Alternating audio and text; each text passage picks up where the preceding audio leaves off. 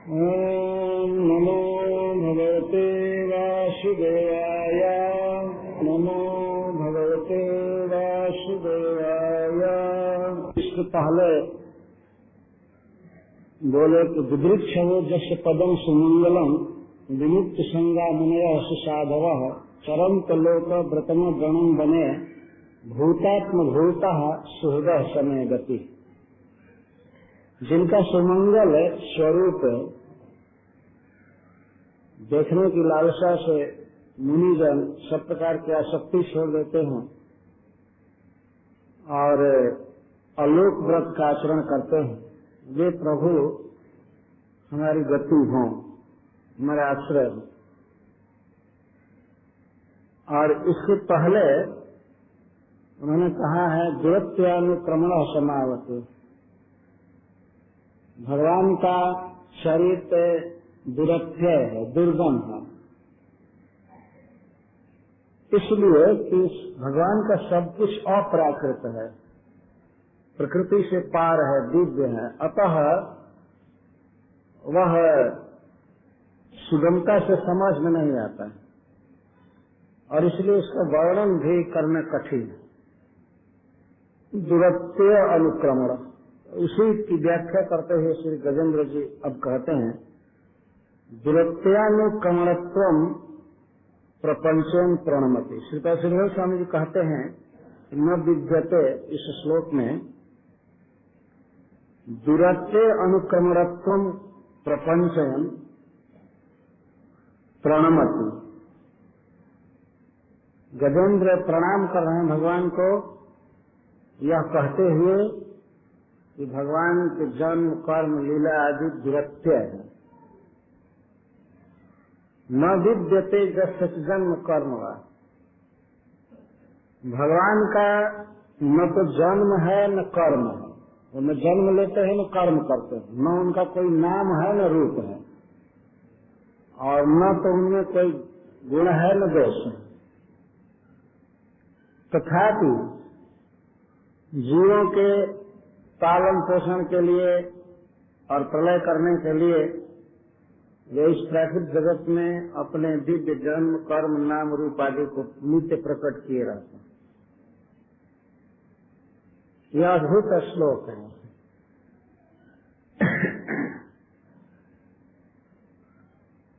भगवान का जन्म नहीं है,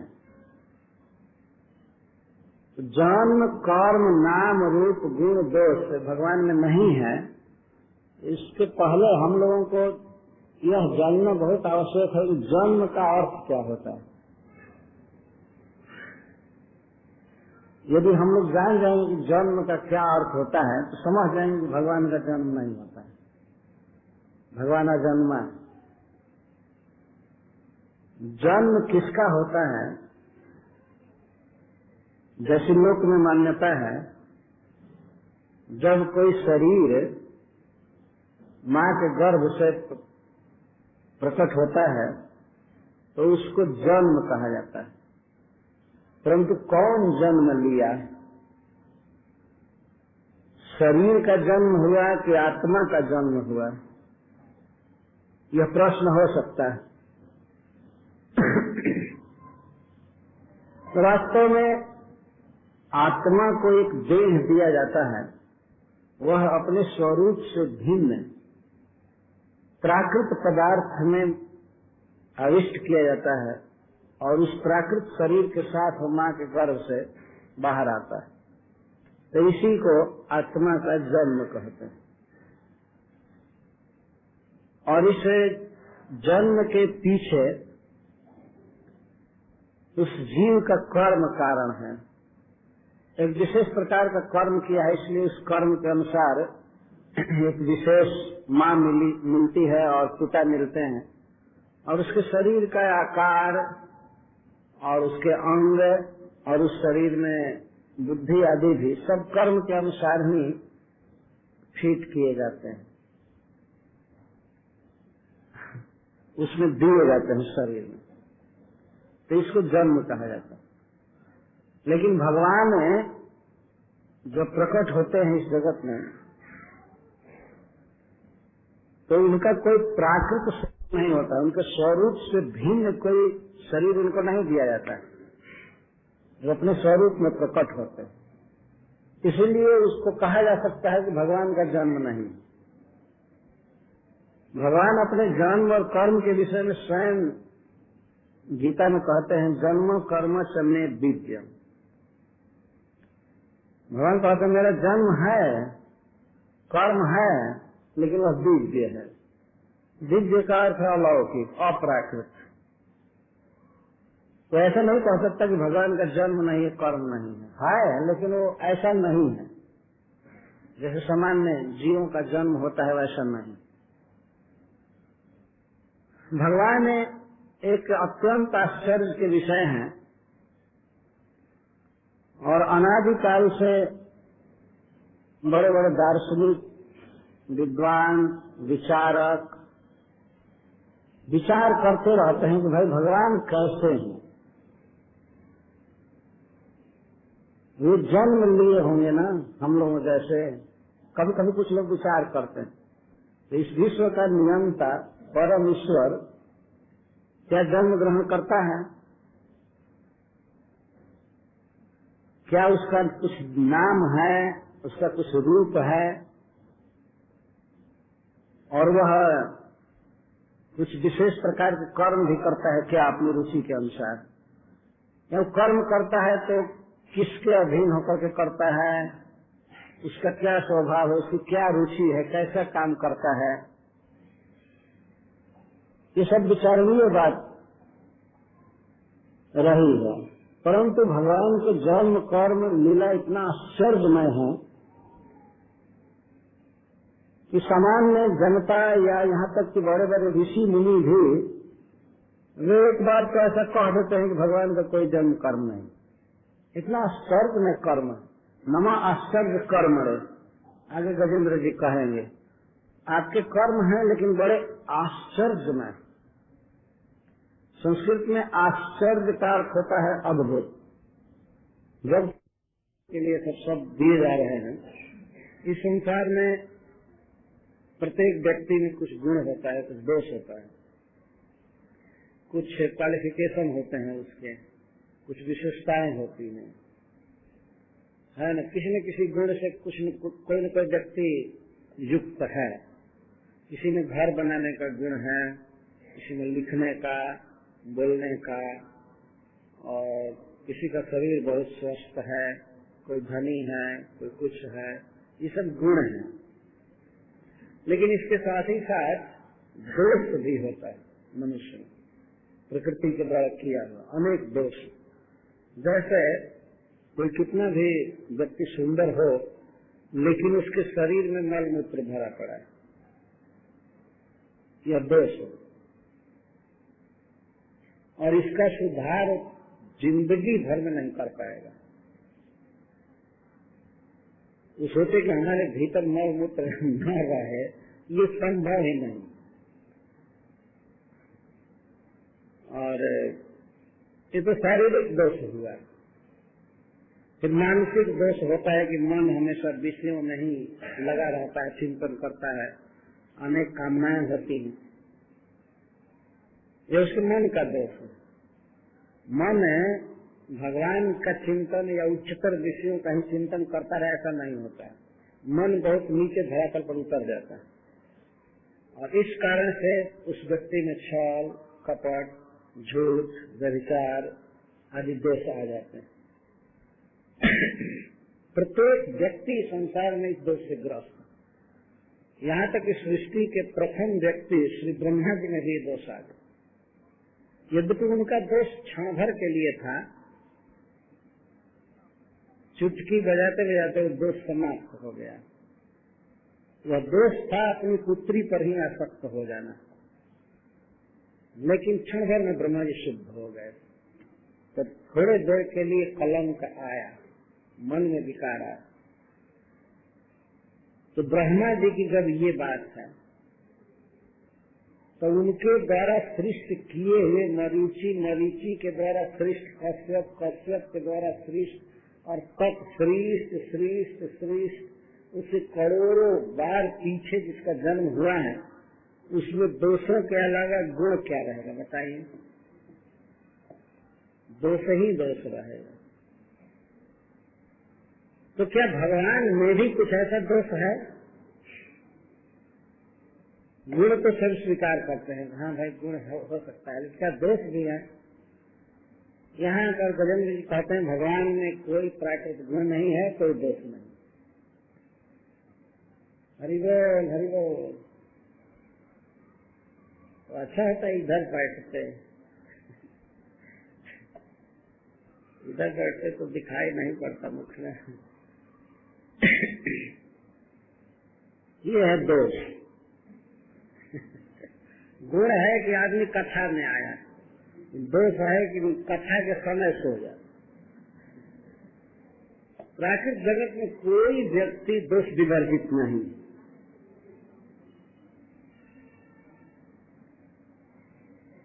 भगवान में कोई दोष नहीं है और उनमें कोई गुण भी नहीं है। गुण का अर्थ क्या हुआ, इन शब्दों को पहले हम लोग समझेंगे। भगवान में कर्म नहीं, भगवान कर्म नहीं करते हैं। तो कर्म शब्द का अर्थ संस्कृत के व्याकरण के अनुसार यदि हम लोग समझ जाए तो तुरंत समझ जाएंगे भगवान कर्म नहीं करते। कर्म का अर्थ होता है जीव को प्रकृति के गुण बाध्य करते हैं, कुछ भोगों की प्राप्ति के लिए, कुछ क्रिया करने के लिए वो बाधित होता है, अपनी इंद्रियों को संचालित करता है और वे क्रियाएं उसको एक और फल में बांधती हैं, तो इसको कर्म कहते हैं। तो भगवान की जो क्रियाएं हैं, एक्टिविटीज हैं, वो किसी के दबाव में नहीं है, प्रकृति के वश में नहीं है। भगवान जो कुछ करते हैं तो उसका फिर बंधन नहीं होता है भगवान पर, इसलिए कहा जा सकता है भगवान कर्म नहीं करते। कर्म शब्द का अनुवाद श्रील प्रभुपाद जी हमेशा फुर्ती एक्टिविटीज की है, फुर्ती एक्टिविटीज बहुत स्पष्ट है, कर्म का वही अर्थ होता है। और भगवान ने गीता में अकर्म शब्द का भी प्रयोग किया है। भक्ति है वो अकर्म है, भगवान का नाम जपना, भगवान की सेवा करना, भागवत सुनना, भगवान के लिए जो कुछ भी कार्य जीव करता है वो अकर्म है। तो जब भगवान की भक्ति भी अकर्म है तो भगवान कैसे कर्म कर सकते हैं? वो तो अकर्म नहीं है, क्रियाएं हैं लेकिन ये सब अप्राकृत है। अतः कहा जा सकता है कि भगवान कर्म नहीं करते। न विद्यते जसते जन्म कर्म वा न नाम रूप गुण सेवा, और नाम और रूप भी भगवान का नहीं, न विद्यते। नाम है कार्य जब हम इस प्राकृतिक जगत में किसी व्यक्ति का परिचय देने के लिए, उसकी संज्ञा के लिए, पहचान के लिए कोई शब्द दे देते हैं, उसको नाम कहा जाता है।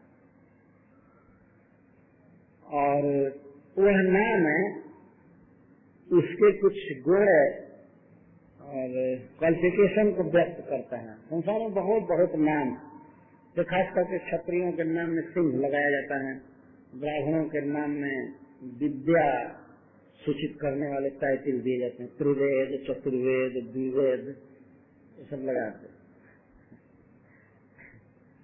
तो अब तो परंपरा है, पहले से ब्राह्मणों में चतुर्वेदी, द्विवेदी, त्रिवेदी लगाया जाता था, लेकिन आज जिसके नाम में चतुर्वेद लगा हुआ है, हो सकता है कि ऐसा भी ब्राह्मण उसे पूछिए कि 4 वेद कौन कौन है तो उसका नाम भी नहीं जानता, लेकिन नाम है चतुर्वेदी, 4 वेद का ज्ञाता। अरे कलयुग आ गया पूरा पूरा। तो जो कुछ भी हो, व्यक्ति का प्राकृत परिचय देने के लिए कुछ नाम दिया जाता है। वास्तव में आत्मा का नाम नहीं है, जिस देह में आत्मा है उस आत्मा का वो नाम नहीं होता है, वो नाम देह का होता है। और रूप भी आत्मा का नहीं, देह का रूप होता है। आत्मा तो अति सूक्ष्म है, देह के भीतर है, फिर भी शरीर को ही, शरीर का काम करा जाता है। शरीर एक निरूपित होता है, इसको एक आकार दिया जाता है शरीर को। पर व्यवहार ये करते हैं, कहते हैं ना इसका क्या रूप है, इसका क्या रूप है। तो रूप क्या है? पंच भौतिक देह है, उसका आकार बना हुआ है। आत्मा का क्या आकार? जब आत्मा का ही रूप नहीं है प्राकृत और उसका नाम नहीं है, तो फिर भगवान का प्राकृत नाम और प्राकृत रूप कैसे संभव? तो नक्श से सिख तक परमात्मा है। और रूप का अर्थ ही होता है रूप है, निरूपण करना। और किसका निरूपण लोग करते हैं देह द्वारा, आकार द्वारा? आत्मा का। कितना बड़ा भ्रम है। जड़ देह का परिचय नहीं दिया जाता है, आत्मा का परिचय दिया जाता है। जैसे हम किसी से पूछें आप कितना लंबा है, तो व्यक्ति अपने विषय में नहीं कहेगा कि मैं इतना लंबा, अपने शरीर को कहेगा मैं 5 फीट इतना इंच। और शुरू में इतना नहीं था, शरीर धीरे धीरे बढ़ता है और बाद में बुढ़ापा में शरीर फिर झुकने लगता है। झुकते झुकते बाद में कृमि बीज भस्म संगीता, नाम और रूप दोनों बदल जाता है। शरीर यदि जला दिया जाए तो उस समय उसका नाम होगा भस्म या राख, और रूप तो होगा कि हवा भिगड़ा देगी उसको। उसमें क्या रूप रहेगा? पोटली में बांध सकते, या कोई जीव खा जाए इस शरीर को तो उसका बीज बन जाएगा, मल बन जाएगा, रूप बदल गया और नाम भी बदल। मान लीजिए किसी प्रसिद्ध आदमी को सियार कुत्ते सब खा गए और अलग अलग शौच कर दिए, तो क्या कहेंगे कि अमुक आदमी यहाँ पर पड़ा है? नहीं, नाम नहीं रहेगा, नाम दूसरा हो जाएगा, मल नाम हो जाएगा। या जमीन में गाड़ दिया जाता है, जमीन में डाल दिया जाता है मरने के बाद, तो कृमि संज्ञा, उस व्यक्ति का शरीर सड़ करके कृमि हो जाता है, तो रूप भी बदल जाता है और नाम भी बदल जाता है, कृमि संज्ञा हो जाती है। और बहुत से कृमि कीट घूम रहे हैं तो आप नहीं कहेंगे कि फलाना बाबू घूम रहे हैं कीट संज्ञा ही हो जाएगी। तो इस तरह से ये किसका नाम हुआ, किसका रूप हुआ? आत्मा का नहीं, लेकिन आत्मा का एक परिचय देने के लिए, व्यवहार चलाने के लिए उसकी संज्ञा दे दी गई और उसका रूप होता है। प्रकृति देती है पंच भौतिक रूप, तो विकारी है, क्षण में परिवर्तनशील है और अंत में तो सर्वगल पर समाप्त होने वाला। परंतु भगवान का नाम बाद में उनका परिचय देने के लिए नहीं है। वास्तव में भगवान का नाम और भगवान का स्वरूप दोनों एक है। भगवान के सभी नाम तभी से है जब से भगवान ऐसे जब और तब का प्रयोग करना भी एक अपराध है भगवान में। अगर हम ये कहें कि जब से भगवान है तब से उनका नाम है, जब से भगवान है यदि हम कह रहे हैं तो इसका अर्थ है कि जब तो कालवाचक शब्द हो गया। प्रश्न होगा कब से। जब शब्द का जदा शब्द है संस्कृत का, जदा कहेंगे तो कदा अपने आप जुटेगा,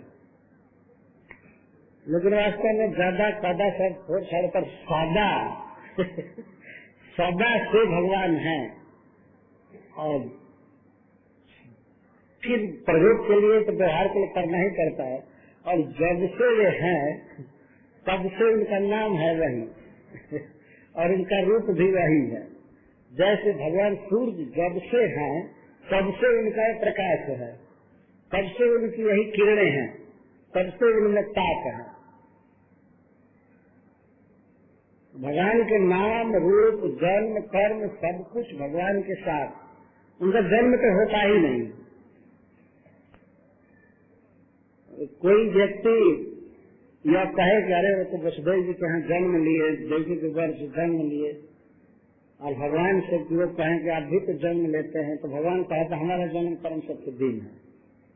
विचार करो कैसे जन्म लिया। जन्म कर्म समय दिव्यम, जन्म कर्म और च से और सब हो जाएगा, नाम रूप गुण वो सब दिव्य। चकार अनुक्त समुच्चय में प्रयुक्त होता है। जिन बातों को नहीं कहा गया है उनको च शब्द ले लेता है अपने पाकिट में, वो उसको पूरा कर देता है। जन्म कर्म च नाम रूप गुण दोष दिव्य, हमारे सब दिव्य। भगवान और लोगों के नाम कर्म आदि को जन्म को दिव्य नहीं बता रहे, अपने आजकल तो फैशन है किसी के जन्म कर्म को कह दो दिव्य जन्म है, ये है वो है, अपीयर्ड हुए, अपीयरेंस दे बोलते हैं। अरे वो अपीयर हुए है कि उनको इस कारागृह में कैद किया गया है, इस जड़ शरीर में बंद करके और कर्म फल भोगाया जा रहा है, माया ने दिया। भगवान का प्रादुर्भाव होता है, प्रकट कृपाला दीन दयाल। तो भगवान एक बार नहीं कोटि कोटि बार जन्म लेते हैं यहाँ इस जगत में, इसलिए भगवान का जन्म विचारणीय है। और लोग भले विचार न करें लेकिन भक्तों को जरूर विचार करना चाहिए। और गजेंद्र जी ये क्यों कह रहे हैं कि भगवान का जन्म नहीं है, कर्म नहीं है, नाम नहीं है, रूप नहीं है, और फिर बाद में कहते हैं उरु रूपाया नमो आश्चर्य कर्मरे चरितम सुमंगलम, आपका चरित्र अत्यंत मंगलमय है। बातें कट रही है ना, एक बार कहते हैं जन्म नहीं है, कर्म नहीं है, कोई लीला नहीं है, चरित्र नहीं है, और कहते हैं एकांतिनो जसनकम चनार्थम वांछन के ये वही भगवत प्रपन्ना है, अत्यद्भुतम तत्चरितम सुमंगलम गायंत आनंद समुद्र मग्न है। अति अद्भुतम और सुमंगलम चरित्र है भगवान का। तो इसी प्रकार से उनका सुमंगल जन्म है, सुमंगल कर्म है, सुमंगल नाम है, रूप है, सुमंगल गुण है और सुमंगल दोष भी है। सब कुछ अति अद्भुत, अति अद्भुत सुमंगलम। जैसा पहले आया था विदृक्षवोजस पदम सुमंगलम, भगवान का रूप सुमंगल है, भगवान का धाम सुमंगल। सुमंगल शब्द के कई अर्थ हैं। जैसे एक तो अर्थ है सुंदरता, भगवान का शरीर, भगवान का स्वरूप बहुत सुंदर। मनुष्य या देवता भी उसकी कल्पना नहीं कर सकते हैं अपने मन में भगवान कितना सुंदर है, क्योंकि हम लोगों के पास प्राकृत मन है, तो मन कितना सोचेगा, कितनी कल्पना कर सकता है। इस संसार में हम देखते हैं कमल, चंद्रमा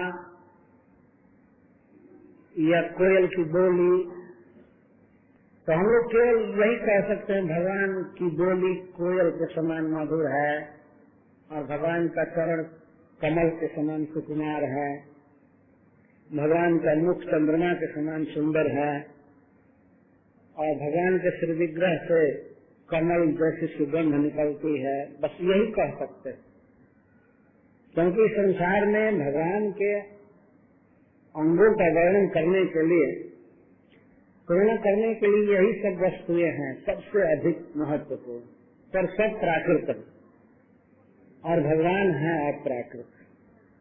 तो अद्भुत सौंदर्य है। जिन भक्तों को यह सौभाग्य मिलता है भगवान को देखने का और उनको आलिंगन में लेने का और उनकी मधुर बोली सुनने का, वही जान सकते हैं कि भगवान का रूप कितना सुमंगल।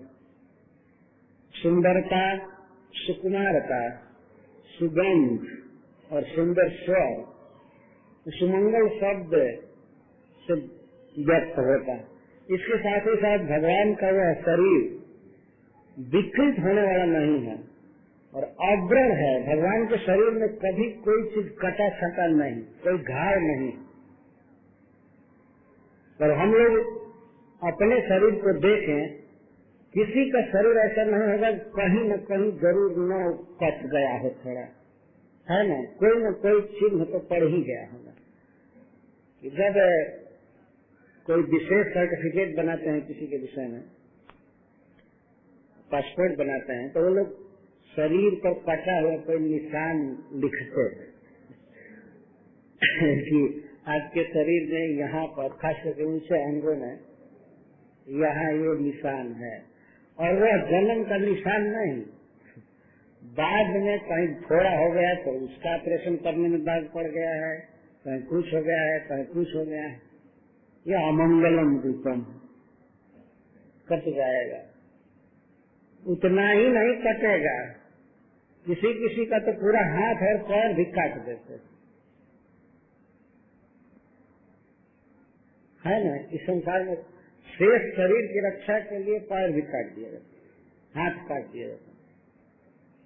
और अमंगल का एक यह भी अर्थ है कि विकलांग, शरीर का कोई न कोई अंग बेकाम हो गया। कि पेट में रोग है तो कान में रोग है, आंख में रोग है, आंत में रोग है, चारों तरफ तो अमंगल ही अमंगल भरा पड़ा। भगवान का जो स्वरूप है वो सुमंगलम, कोई रोग टच नहीं कर सकता, प्रकृति का कोई प्रभाव इस पर नहीं। भगवान एक दिन भी बीमार नहीं पड़े और सबसे पहले के लिए हैं। कभी भगवान को खांसी नहीं हुई, सर्दी नहीं हुई, वैकुंठ में कोई फार्मेसी नहीं है कोई दवा बने और भगवान दवा खाएं और ये खाएं।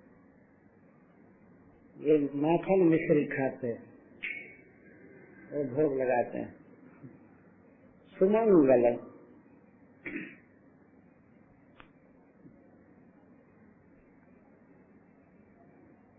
ऐसे मेरी इच्छा तो करती है कि भगवान के रूप का वर्णन किया जाए, लेकिन कथा कहनी है।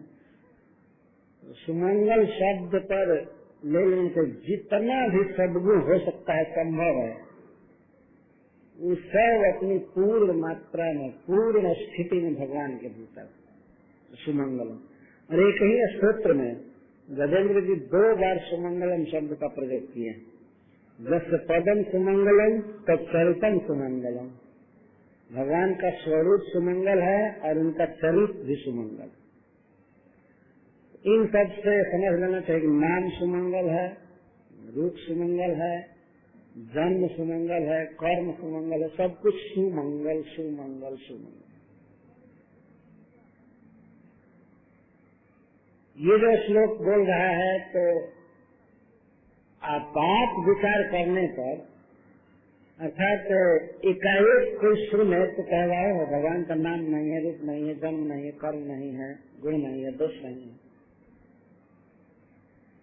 और भक्त भी सुनेगा तो कहेगा कि ये तो मायावादियों के लिए बहुत बड़ा मसाला है, निर्विशेषवादियों के लिए। क्योंकि वे लोग ये जब सुनते हैं कि भगवान का कोई रूप नहीं है, गुण नहीं है, नाम नहीं है, तो ये लोग खुश हो जाते हैं। पता नहीं उनको ये सनक कहाँ से सवार हो गई। प्रसन्नता तो तब होनी चाहिए जब भगवान के अंगों का वर्णन हो, उनके गुणों का वर्णन हो, उनके दिव्य आविर्भाव का वर्णन किया जाए। यह चरित्र जे गावहि हरिपद पावहि तेन करहि भवकूपा, चरितम सुमंगल। परंतु कुछ लोगों की बुद्धि ऐसी खराब हो गई है कि ये लोग तो चरित्र, नाम, रूप, जन्म आदि सुनना ही नहीं चाहते। तो यहाँ पर खूब अच्छा से विचार किया गया है कि भगवान का जन्म कैसा है, कर्म कैसा है। एक बार तो गजेंद्र जी कहते हैं भगवान का जन्म नहीं है, कर्म नहीं है, नाम रूप गुण दोष नहीं है, तथापि ऐसा होने पर भी जो इस प्राकृत जगत में जीवों को पोषने के लिए, यहाँ की स्थिति को ठीक रखने के लिए, सृष्टि के लिए और प्रलय आदि के लिए अपने नाम रूप जन्म कर्म आदि को प्रकट करते हैं। रिच्छति, रिच्छति का अर्थ है ग्रहण करते हैं, ये अर्थ नहीं है। रिच्छति का अर्थ स्वीकरोति, स्वीकरोति का अर्थ है कि भगवान के दिव्य जन्म आदि हैं, उनको वे स्वीकार करते हैं। स्वीकार करना और ग्रहण करना दोनों में अंतर होता है। तो भगवान कब कब स्वीकार करते हैं? अनुकालम, निरंतर। निरंतर प्रकट किए रहते, जब तक सृष्टि रहती है तब तक प्रकट किए रहते। ऐसे दिव्य धाम में, अपराग धाम में भगवान का रूप है, गुण है, कर्म है, लीलाएं सब, बस एक ही वहाँ जन्म नहीं। भगवान के वैकुंठ धाम में भगवान का जन्म नहीं होता, क्योंकि वहाँ वो कभी छिपते ही नहीं है, तो प्रकट क्या होंगे। यहाँ तो कभी कभी आते हैं, इसलिए जन्म की लीला करते हैं। वैकुंठ में जन्म लेने की जरूरत ही नहीं। वैकुंठ में ऐसा नहीं होता कि जाकर भगवान अपने पार्षदों से कहें कि जदा जदा ही तुम लोग तड़पने लगते हो तब तब आता हूँ, तो नित्य रहते ही हैं। यहाँ कहते हैं जदा जदा ही धर्म से ग्लानि भवति भारत अभ्युत्थानं धर्म से तदात्मानं सृजामि। तो ये हम लोगों को समझ लेना चाहिए कि भगवान का दिव्य जन्म है, दिव्य कर्म है, दिव्य नाम है, दिव्य रूप है। कितना पवित्र नाम है। भगवान हम लोगों की आंखों के सामने नहीं है, लेकिन उनका नाम दिन रात रटते रहते हैं। हरे कृष्णा कृष्णा कृष्णा हरे हरे, हरे राम राम राम। न विद्यते जन्म कर्म वा न नाम रूपे गुणदोषे वा तथापि लोकाते संभवाय। अच्छा, अप्यय और संभव ये दो वचन है, तो कहना चाहिए संस्कृत के व्याकरण के अनुसार अप्यय संभवयो या अप्यय संभवाभ्याम। परंतु संस्कृत का एक नियम है, कभी कभी दो शब्दों को आयत किया जाता है, तो इसको द्वंद्वैक्यम कहते हैं। श्रीधर स्वामी जी कहते हैं कि यहाँ पर दोनों को एक करके, एक वचन में करके और तब कहा गया है। तो इसके लिए तदर्थम विश्व सृष्टि करने के लिए, संचालन करने के लिए और प्रलय करने के लिए भगवान अपने स्वरूप को, जन्मादि को यहाँ प्रकट करते हैं, लीला भी प्रकट करते हैं। और भगवान का यह श्रीमुख से उपदेश है तथा उनके भक्त ऋषि मुनियों के द्वारा भगवान को जन्म कर्म ग्रहण करते हैं, जन्म कर्म प्रकट करते हैं संसार में। और जीवों का क्या कर्तव्य है, भगवान क्यों प्रकट करते हैं, ये इसलिए प्रकट करते हैं कि जीव, विशेष करके मनुष्य, उनकी लीलाओं को गाने, सुने, उनके जन्म आदि का महोत्सव रखें। और ऐसा करने से वे भगवत धाम प्राप्त करेंगे, भगवान में उनका मन अभिष्ट होगा। भगवान ने आज से 5000 वर्ष पहले लगभग इस पृथ्वी पर प्रकट हुए मथुरा जी में, लेकिन प्रति वर्ष सारे संसार में, संपूर्ण ब्रह्मांड में भक्तजन भगवान का जन्मोत्सव मनाते हैं। यह भगवान का दिव्य जन्म और बहुत बड़ा बड़ा उत्सव मनाया जाता है। हरे कृष्ण आंदोलन के प्रत्येक सेंटर में, प्रत्येक केंद्र में बहुत भव्य मनाया जाता है। बम्बे में जन्माष्टमी मनाई जाती है, उसमें 7-8 लाख लोग आते हैं दर्शन करने के। 10 मान गिनने पर 7-8 हो जाएंगे। तो भव्य जन्मोत्सव होता है। लंदन में गिन करके 60,000 आदमी होते हैं। लंदन जैसे विदेशी शहर में जन्माष्टमी में 60,000 व्यक्ति आते हैं। और दिल्ली में कितने लाख आते हैं, वृंदावन, मायापुर, बेंगलोर और विदेशों में भी कई जगह बहुत धूमधाम से जन्माष्टमी मनाई जाती है।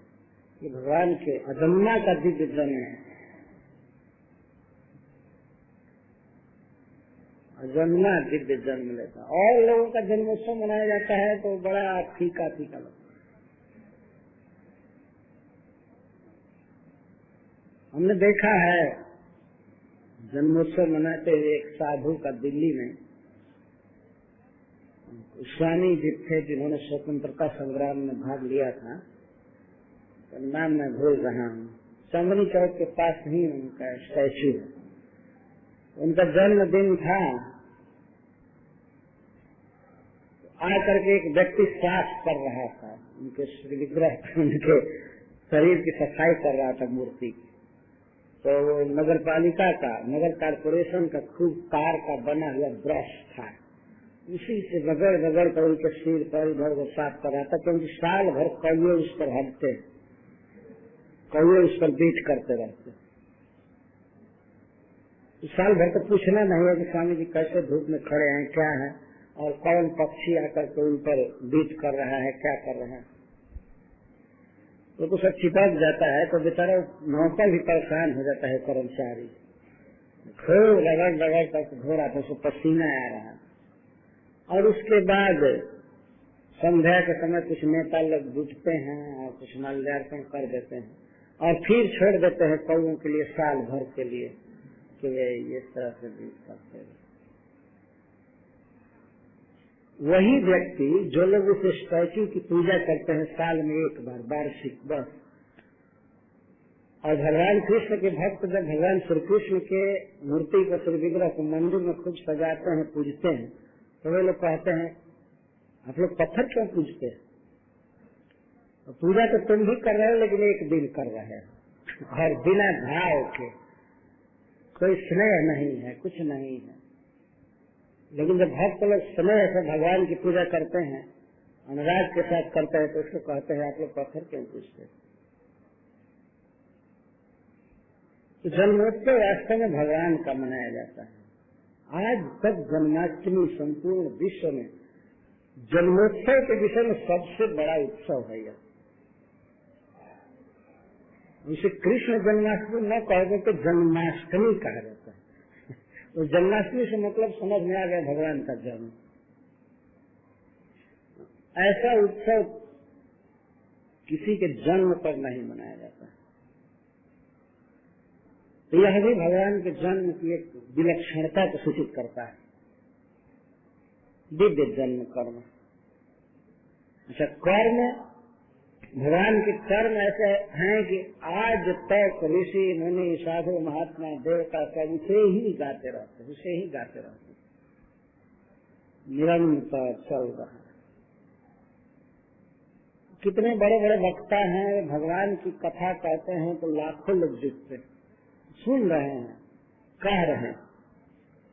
भगवान के शरीर कितने मनमोहक हैं, कितने आकर्षक, कितनी पुरानी भगवान की लीलाएं हैं। तो भगवान बारह देव, बिल्कुल सृष्टि के देव की लीला आज भी फ्रेश है। भगवान शिव देव की लीला, भगवान कपिल देव का उपदेश, भगवान श्रीराम की लीलाएं सर्वत्र गाते चलते हैं, गाते चलते हैं। लोग श्रद्धा से उसको सुनते हैं। इस प्रकार से किसी आदमी का चरित्र का सप्ताह नहीं होता है। कहीं नहीं आप कहिए कि हम अमुक आदमी के विषय में सप्ताह कर रहे हैं तो लोग कहिए क्या पागल आ गया। तो भागवत सप्ताह होता है, रामायण नवा होता है और सब होता है, चाहे महीनों महीने सुनते हैं, सालों भर सुनते हैं। यह चरित्र की विशेषता। नाम जप करते हैं, हरे कृष्णा कृष्णा कृष्णा हरे हरे, हरे राम राम राम। कम से कम भगवान के 1000 नाम तो इस दुनिया में प्रसिद्ध है। तो और कौन व्यक्ति है जिसका 50 नाम भी हो यहाँ पर? भगवान के तो 1000 नाम कम से कम प्रसिद्ध है, विष्णु सहस्त्र नाम, और कई लोग पाठ करते रहते हैं। और भगवान के रूप भी विविध, अनेक प्रकार के चित्र हैं, अनेक प्रकार के श्री विग्रह भगवान को बनाए गए। इन सब में लगाना पड़ेगा कि भगवान का प्राकृत जन्म नहीं है, प्राकृत कर्म नहीं है, भगवान का प्राकृत नाम नहीं है, प्राकृत रूप नहीं है, प्राकृत गुण या प्राकृत दोष नहीं है। उनका सब कुछ दिव्य है, अपराकृत। यह अर्थ है। लोकानाम अत्यय प्रलय संभव जन्म तयोर्द्वंदैक्यम तदर्थम यस्तानि जन्मादि स्वीकरोति तस्मै नमः इति उत्तरेण अन्वय। बाद वाले श्लोक के साथ इसका अन्वय। तस्मै नमः परेशाय ब्रह्मणेऽनंत शक्तये अरूपायोरुपाय नमः आश्चर्य कर्मणे। तस्मै नमः परेशाय, ऐसे परमेश्वर को मैं नमस्कार करता हूँ। जहाँ जहाँ भगवान के नाम या गुण आए हैं वहाँ नमः लगाना चाहिए। परेशाय नमः, ब्रह्मणे नमः, अनंत सत्य नमः, अरूपाय नमः, उरु रूपाय नमः, आश्चर्य कर्मणे नमः। प्रत्येक बार नमस्कार हो रहा है। परेशाय नमः, पराणाम ईशाय, जो शिव ब्रह्मा आदि के भी ईश्वर हैं, नियामक हैं, उनको मैं प्रणाम करता हूँ। सर्वोत्तम ईश्वर, ईश्वर परम कृष्ण सच्चिदानंद विग्रह, अनादिरादिर गोविंद सर्व कारण कारण, परम ईश्वर को प्रणाम करता हूँ। जो ब्रह्म है उन्हें मैं प्रणाम करता हूँ। ब्रह्म भगवान को इसलिए कहते हैं कि वे प्राकृत सृष्टि से बिल्कुल परे। दो तरह की सत्ता है संसार में, एक ब्रह्म और एक माया। तो माया के जितने भी उत्पादन हैं उनको भी माया कहते हैं। रूप, शब्द, स्पर्श, गंध, जो कुछ भी है सब माया में इस संसार में। लेकिन भगवान का रूप, गुण, लीला आदि जो कुछ भी है सब अप्राकृत है, इसलिए भगवान को ब्रह्म कहते हैं। और ब्रह्म का एक अर्थ होता है बृहद, अपरिच्छिन्न। भगवान का रूप अद्भुत है, लीलाएं अनंत हैं। भगवान का रूप कभी समाप्त होने वाला नहीं है, देश काल द्वारा कभी नष्ट नहीं होगा, कभी विकृत नहीं होगा। इसलिए भगवान से संबंधित जो भी बातें हैं, जो भी वस्तुएं, उनको ब्रह्म कहते हैं। और यहाँ तक कि जीव जो भगवान का अंश है, यदि वह कर्मबंधन से परे हो तो उसको ब्रह्म कहा गया। भगवान पर ब्रह्म, तो ब्रह्मणे अनंत सत्य अरूपाय और रूपाय। श्रीधर स्वामी जी इन दोनों के साथ संगति बैठा रहे। मैं ब्रह्म को प्रणाम करता हूँ जिनका रूप प्राकृत नहीं है, अरूपाय। दोनों बात एक ही है। अनंत शक्ति भगवान को प्रणाम कर रहा हूँ जिनके बहुत रूप हैं। तो श्रीधर स्वामी जी कहते हैं ब्रह्मणे अरूपाय अनंत सत्य उरु रूपाय। एक ही व्यक्ति का वर्णन भेद है दो तरह से। ब्रह्म है इसलिए भगवान का कोई प्राकृत रूप नहीं, और भगवान की अनंत अनंत शक्तियां हैं, कोई संख्या लिमिट नहीं हो सकती, इसलिए भगवान के बहुत रूप हैं। प्रकृति में भी जो रूप देखे जा रहे हैं यह अभी भगवान का ही एक रूप है। ऐसे इनका अप्राकृत रूप है, ब्रह्म शब्द से बताया जा रहा है। और अनंत शक्ति के द्वारा बताया जा रहा है कि प्राकृत जगत में जो भी रूप शब्द आदि है सब भगवान के ही एक प्रकार के विकार है, भगवत शक्ति के विकार। भगवान की शक्ति परिणत हुई अनंत, कोई लिमिट नहीं है। जितने मनुष्य हैं, पशु पक्षी पेड़ पौधे, यह भी एक प्रकार से भगवान के ही रूप, अनंत शक्ति। जैसे पृथ्वी से बहुत सी वस्तुएं उत्पन्न होती हैं, अनेक प्रकार के वृक्ष, अनेक प्रकार के जीव, पर्वत आदि, लेकिन तत्वतः सब पृथ्वी ही है। जैसे पृथ्वी से चना निकलता है, गेहूं निकलता है, सरसों, आलू, जौ, तिल, भिंडी, लौकी, जो भी जितना गिन सकते हैं, या फलों में अनार, अंगूर या द्राक्षा, आम, कटहल, जो कुछ भी है वास्तव में सब पृथ्वी है। पृथ्वी ही इन रूपों में बनी है, पर पृथ्वी स्वयं भगवान की एक शक्ति, तो एक प्रकार से भगवान ही इन वस्तुओं के रूप में है, यह कहने का भाव। ये वस्तुएं भगवान की शक्ति का प्रकाशन है। तो ऐसे प्रभु को मैं प्रणाम करता हूँ। अपने धाम में भगवान नित्य विहार करते हैं और इस प्राकृतिक जगत में भी कभी कभी अवतार लेते हैं तो उस समय अपनी ब्रह्म स्थिति में ही रहते हैं, अप्राकृत सत्ता में, अप्राकृत स्थिति में रहते हैं। ऐसे प्रभु को मैं प्रणाम करता हूँ। आश्चर्य कर्म है, और इस प्राकृतिक जगत में प्रकट होकर के वे कर्म करते हैं तो उनके कर्म अलौकिक हैं, दिव्य, आश्चर्यपूर्ण है। इस संसार में आज के युग में मनुष्यों ने 7 आश्चर्यजनक वस्तु को निश्चित किया है। 7 है ना? उसमें एक ताजमहल भी है। हमको पता नहीं चलता है कि इसमें क्या आश्चर्य है। यदि आदमी देखता है हिमालय की ऊंचाई, प्रशांत महासागर की गहराई और चौड़ाई, और इन सब के आगे इन छोटी छोटी चीजों को आश्चर्यमय वस्तु कहता है। इसका अर्थ है मनुष्य के सोचने का स्तर बहुत छोटा है। और चाइना की लंबी दीवार को कहता है एक आश्चर्य की बात, जबकि आप हिमालय की देखिए स्थिति, उससे कितना गुना बड़ा और कितना चौड़ा और कितना ऊंचा, वो अभी किसी का रखा हुआ है ना। आश्चर्य। और एक पिरामिड है मिस्र में,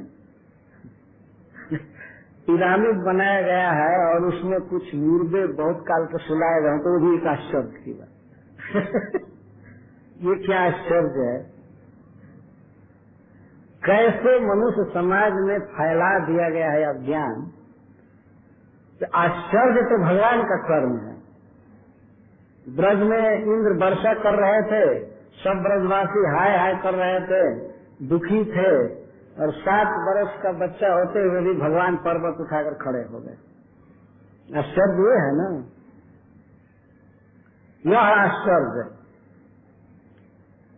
प्रकट लीला में भगवान श्री कृष्ण उस समय 7 वर्ष के थे और 7 कोस ऊंचा पर्वत उठा लिए।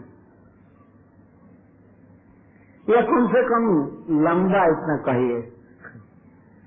दिन पर दिन गोवर्धन जी घटते जा रहे हैं, तो उस समय बहुत ऊंचे थे।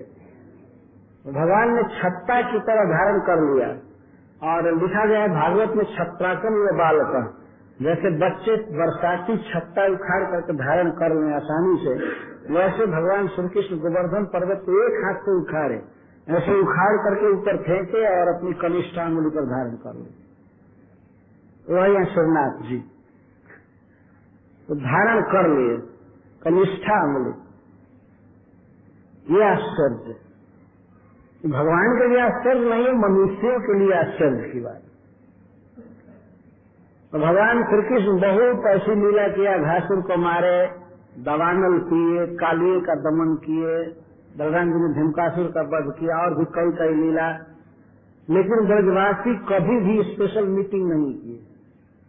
जब वो बच्चा 7 वर्ष का था और पर्वत धारण कर लिया, तब ब्रजवासियों की एक इष्ट गोष्ठी हुई, और नंद महाराज से वे सब पूछने लगे, नंद महाराज आपके पुत्र में हम लोगों का अनुराग दिन पर दिन बढ़ता जा रहा है, और इसके अद्भुत कर्म हो रहे हैं।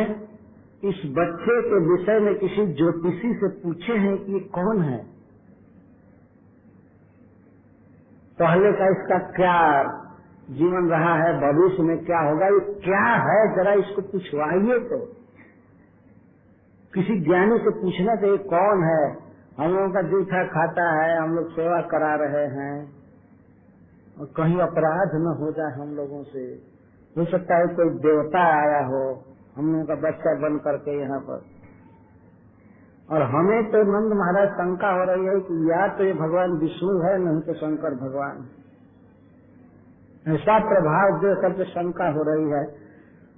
तो शंका हो रही तो क्या अब इसके साथ नहीं खेलोगे, नहीं खाओगे, नहीं नाचोगे, यही बात आती थी ना। तो 7 दिन लगातार पर्वत धारण करने से ब्रजवासियों के हृदय में कृष्ण के प्रति संदेह होने लगा। ये मनुष्य नहीं है, कोई लोकोत्तर पुरुष है, कोई देवता है। नंद बाबा किसी से पूछे हैं, नहीं पूछे हैं तो पिछवाइए, गर्गाचार्य जी को बुलाए, यह है आश्चर्य, भगवान की सृष्टि का आश्चर्य, सृष्टि कौशल। और शरीर बना करके आत्मा को डाल दिया, इसमें जियो खाओ, ये भी आश्चर्य। क्या कोई मनुष्य ऐसा मशीन बनाया है? कंप्यूटर आदि बनाने के कारण लोग कहते हैं बहुत भारी आश्चर्य है, ये है, वो है, ऐसा है। लेकिन एक मनुष्य के शरीर पर जरा विचार कीजिए, उसमें कितना ऑटोमेटिक मशीन फिट है। अपने से अपने को धो लेना, पोंछ लेना, संवार लेना, सब कुछ करना, अपने से अपने को चालू रखना। और ऐसा बैटरी भगवान ने डाला है कि जन्म से मरण तक ध्वस्त नहीं होने वाला, ये मशीन चल रही। श्रील प्रभुपाद जी कहा करते थे कि अणु रणियन महत्व महियन, भगवान छोटी से छोटी चीज बना सकते हैं और बड़ी से बड़ी चीज बनाए हैं। क्या आज का वैज्ञानिक मच्छर जैसा इतना छोटा बैवान बना सकता है? लेकिन भगवान तो अनंत कोटि बैवान बनाए हैं। मच्छर जितने हैं वे बैवान हैं, वो सीटी भी देते हैं और बिना एयरपोर्ट के जहाँ का हम उसको देह पर ही उतर जाते हैं। ये देखिए भगवान की कुशलता। और एक मच्छर हजारों मच्छर बना देगा, जबकि मनुष्य वैज्ञानिक लोग ऐसा नहीं बना पाएंगे। एक मच्छर नहीं बना सकते, लेकिन मच्छर हजारों मच्छर बना देगा। तो वैज्ञानिक क्या है उस मच्छर के सामने, बताइए। और इतना साहसी व्यक्ति, साहसी कीट, जो राष्ट्रपति और प्राइम मिनिस्टर के ही शरीर पर बैठने में नहीं हिचकिचाएगा, खास करके जहाँ मच्छर का धाम हो वहाँ मच्छर बैठ ही जाएगा। ये नहीं विचार करेगा कि इतने बड़े व्यक्ति हैं, इनको नहीं छूना चाहिए। जिनसे मिलना मनुष्यों के लिए बड़ा कठिन होता है, मच्छर अपने आप आसानी से जाकर बैठ जाए। बैठता ही नहीं है, खून खींच लेता है। यह है भगवान की सृष्टि, आश्चर्य कर्म, अद्भुत सृष्टि कौशल है भगवान। नमा आश्चर्य कर्म रे, तो वह बात कट गई ना कि जस समय जन्म कर्म था, भगवान का कर्म नहीं है, ये बात कट गई है। कर्म है लेकिन आश्चर्य में कर्म, अलौकिक। हरे कृष्ण कृष्ण कृष्ण हरे। प्रदीप है। प्रदीप का अर्थ होता है प्रकाशित करने वाली चीज। भगवान स्वयं ही प्रकाशित है, स्वयं प्रकाश है। दूसरा कोई उनको प्रकट नहीं कर सकता, दूसरा उनको कोई प्रकाशित नहीं कर सकता। आत्म प्रदीप अपने आप प्रकट होते हैं, अपने आप स्वतः सिद्ध वस्तु हैं, अपने आप उनका ज्ञान है। या किसी को अपना प्रकाशन करना होता है भगवान को, तो ऐसा नहीं कि कोई भगवान को खोज ले, प्रकट करे। भगवान स्वयं किसी के विषय बन सकते हैं, अन्यथा कोई दूसरा भगवान को प्राप्त नहीं कर पाएगा। अपने प्रयास से न भगवान को ज्ञान दे सकता है, न भगवान की सत्ता को बना सकता है। वे अपने आप है। और साक्षी क्यों ऐसे हैं? क्योंकि स्वयं ही प्रकाशक, और जो भी वस्तुएं प्रकट हैं, सत्ता में हैं या चेतना में हैं, तो उनके प्रकाशक भगवान हैं। साक्षी का अर्थ प्रकाशक। परमात्मा ने जीव नियंत्र, परमात्मा है, समस्त जीवों के भगवान नियामक हैं। जब भगवान चाहते हैं किसी को स्मृति मिले तो स्मृति मिलती है, विस्मृति होती है, ज्ञान होता है, या निद्रा आ जाना, लस आ जाना, या शरीर छोड़ देना। शरीर में रह करके भी शरीर का संचालन आदि सब परमात्मा के अधीन है। और इस ब्रह्मांड में या संसार में अनेकों जीव हैं, अनंत कोटि जीव हैं, और सब पर भगवान का नियंत्रण है परमात्मा के रूप में, सब उनके अधीन है। भले कोई ईश्वर को माने या न माने, लेकिन ईश्वर की अधीनता में सभी जीव हैं।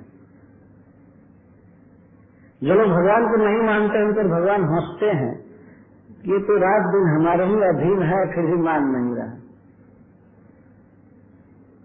तो पागल हो गया है तो क्या किया जाए? भगवान की अधीनता तो है ही सब समय। यदि भगवान के अधीन कोई नहीं है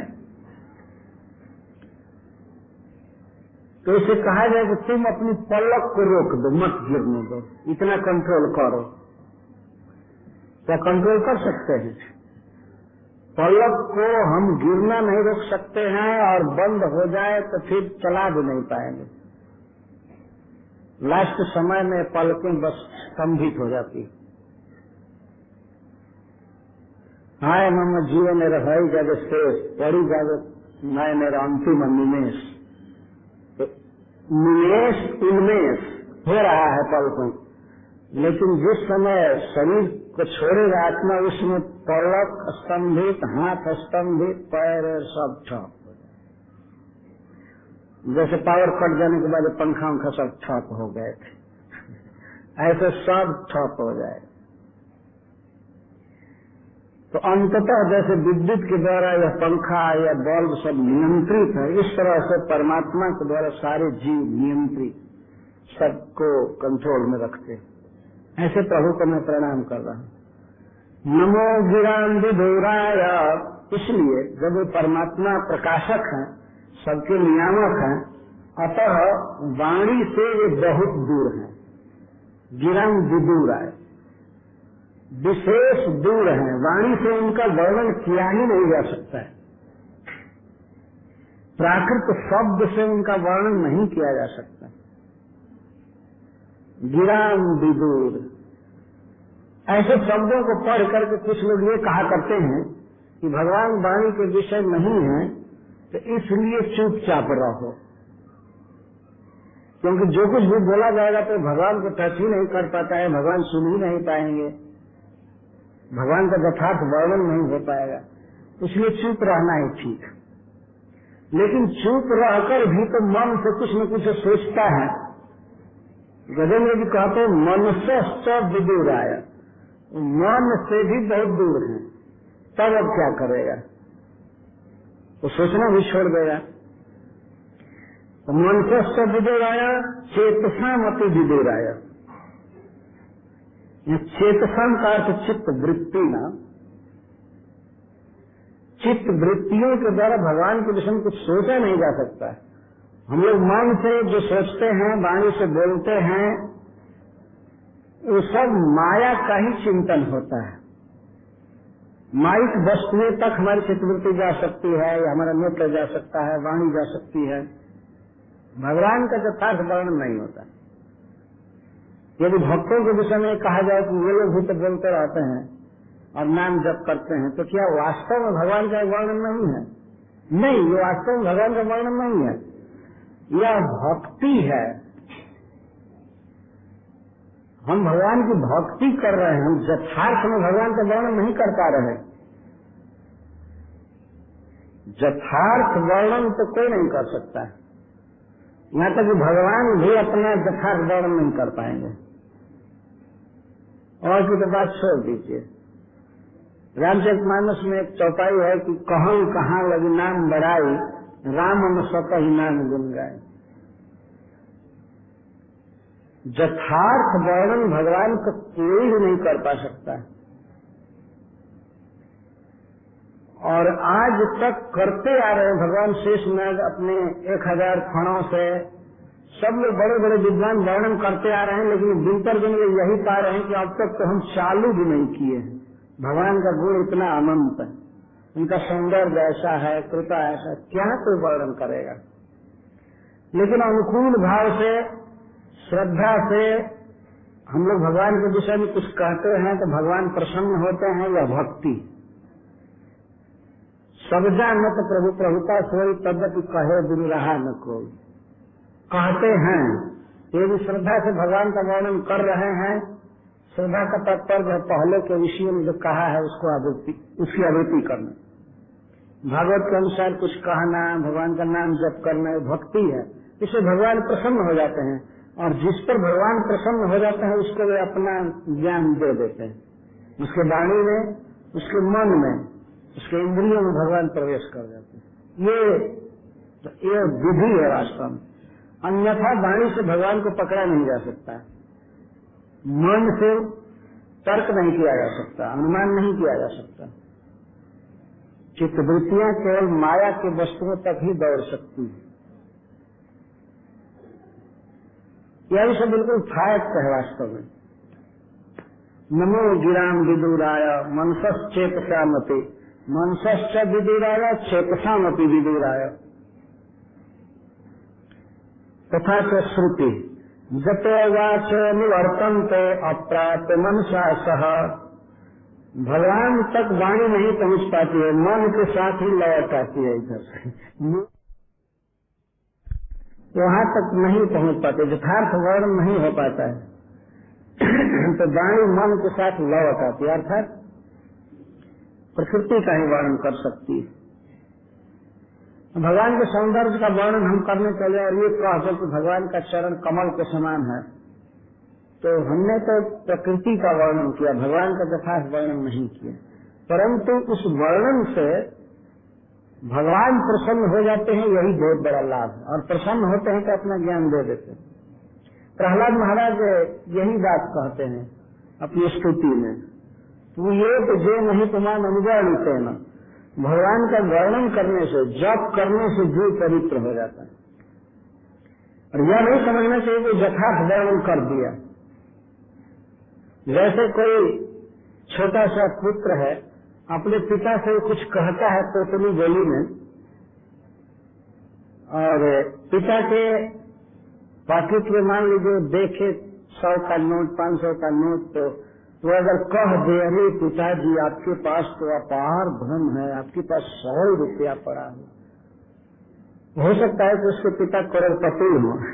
लेकिन अगर वो कहे कि आप बहुत धनी हैं, पिता पूछे कितना धनी ही, आपके पास 100 रुपया तक है, बाप रे बाप इतना है, तो ये तो पिता के यथार्थ वैभव का वर्णन नहीं हुआ, लेकिन पिता फिर भी प्रसन्न होगा। ठीक है, हमारे विषय में बोल रहा है।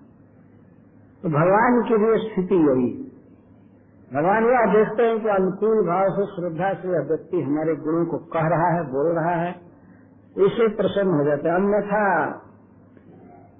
वाणी भगवान को पकड़ नहीं सकती।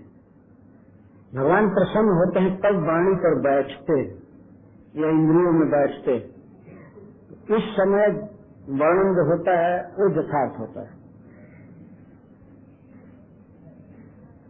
तो भगवान वाणी से परे हैं, ऐसे वाक्यों का बहुत नाजायज फायदा कुछ लोग उठाते हैं और वो कहते हैं भगवान वाणी से परे हैं इसलिए ये बोलना बेकार है। और वो कहते हैं देखो, वाणी जब तक बोलती है तब तक भगवान का ज्ञान नहीं होता है, चुपचाप बैठ जाओ तो अपने आप ज्ञान हो जाएगा। लेकिन ये तो मन के लिए भी मना किया जा रहा है। भगवान भक्ति से प्राप्त होते हैं, प्राकृत वाणी से और प्राकृत मन से, प्राकृत चित्तवृत्ति से प्राप्त नहीं होते, भक्ति से लब्ध है। और भक्ति है भगवान के विषय में सुनना, बोलना, चिंतन करना, ये भक्ति है। हम भगवान का चिंतन करने बैठे हैं तो इसका ये अर्थ नहीं समझना चाहिए कि हम भगवान को यथार्थ ही अपने मन में पकड़ चुके। वो तो यथार्थ तो भगवान वसुदेव जी के मन में उतरे थे, अवतार कहा गया, जैसे भगवान है वैसे मन में उतर गए और फिर माँ देवी के गर्भ में गए, वहां पर भगवान यथार्थ रूप से मन के भीतर आए। लेकिन बाकी और जो चिंतन करते हैं जोगी जति, तो कोई आवश्यक नहीं कि भगवान पूरा पूरा मन में उतर ही गए हैं, परंतु फिर भी वह भक्ति है, भगवदाकार चित्तवृत्ति हो चुकी है, इसलिए बहुत अच्छा चीज। वाणी भगवान के गुणों से सिक्त है, बहुत अच्छा है। इस तरह से ये भक्ति है। अन्यथा भगवान वाणी से परे है, मन से परे है, चित्तवृत्ति से परे। इस पर फिर प्रश्न हो सकता है कि इतना दुर्लभ भगवान को बना रहे हैं, ये तो निराशावाद का वाक्य है। तब कहते हैं सत्येन प्रतिलभ्याय नैष्कर्मेण विपश्चिता नमः कैवल्यनाथाय निर्वाण सुख संविदे। एवं अपनी वाणी मौन और चित्तवृत्ति से विदूर होने पर भी एवं अपनी विपश्चिता निपुणेन नैष्कर्मेण प्रतिलभ्याय। भगवान मन से वाणी से चित्तवृत्तियों से परे हैं, फिर भी निपुण यह नैष्कर्म का अर्थ संन्यास। संन्यास का अर्थ फार्मल डंडा और कपड़ा नहीं, संन्यास के दो अर्थ हैं। जैसा आप लोगों ने शिलान्यास शब्द सुना है, तो संन्यास, सम का अर्थ सम्यक और नी का अर्थ नितरम, आशय का अर्थ बैठना रखना, संन्यास। तो हम जो हैं वहाँ हम हो जाएं, हमारी वाणी जहाँ रहनी चाहिए वहाँ हो जाए, हमारा नेत्र जहाँ रहना चाहिए वहाँ हो जाए। और न्यास का अर्थ एक त्याग भी होता है। हम गलत रूप में जहाँ फंसे हुए हैं वहाँ न रहें, भगवत विमुख लोगों से भगवत संबंध शून्य वस्तुओं को हमने छोड़ दिया और भगवान की भक्ति को ग्रहण किया, भगवान के रूप में आंखों को लगाया, वाणी को लगाया, उनके गुण में हाथ को लगाया, उनकी सेवा में, और अपने को ये इसमें लगाया कि मैं भगवान का नित्य दास हूँ, उनकी सेवा में लगाया, तो इसको संन्यास कहा जाता है। और जो व्यक्ति इस स्थिति में हो जाते हैं, इनको कपड़ा दिया जाता है या दंडा दिया जाता है कि वे सन्यासी हो गए। कपड़ा हो चाहे न हो, दंडा हो चाहे न हो, लेकिन जो व्यक्ति इस गुण में आ गया कि भगवत संबंध शून्य वातावरण से, व्यक्ति से, वस्तु से अपना पिंड छुड़ा लिया, न्यस्त किया, अपने आत्मा को, अपने इंद्रियों को, अपने मन को भगवान के तत्त विशेषताओं में लगा दिया, इसको संन्यास कर। और ऐसा जब हो जाता है तो वास्तव में व्यक्ति घर द्वार भी छोड़ देता है।